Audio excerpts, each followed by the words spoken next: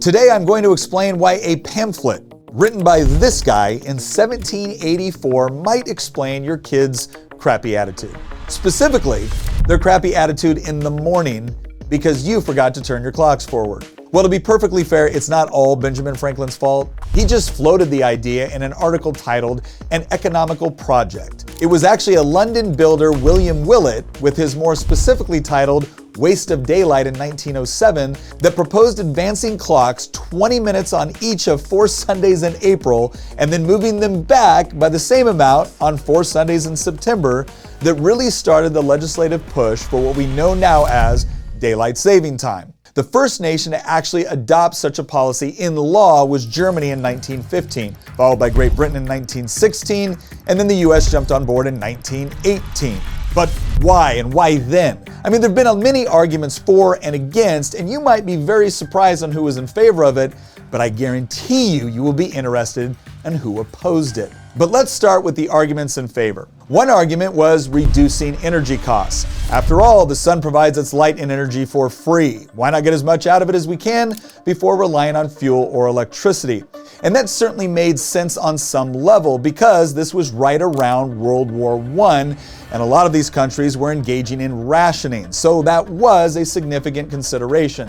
But here's the problem. Modern studies have been somewhat inconclusive, with some showing modest energy savings, while others, specifically one conducted in Indiana, showed that it actually increased energy costs.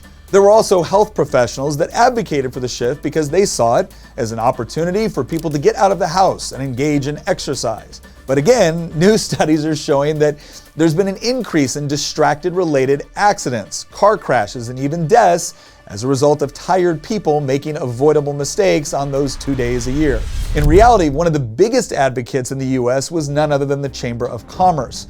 Early on, things like golf ball sales, barbecue equipment, and tickets to sporting events before major electric lighting was available all increased. But even the chamber had problems, as members such as movie theaters and indoor entertainment had problems with the policy. But here's the crazy part. Perhaps the most powerful group speaking out in opposition to daylight saving time, and this is from the beginning, were the very people that most of us think it was established to help.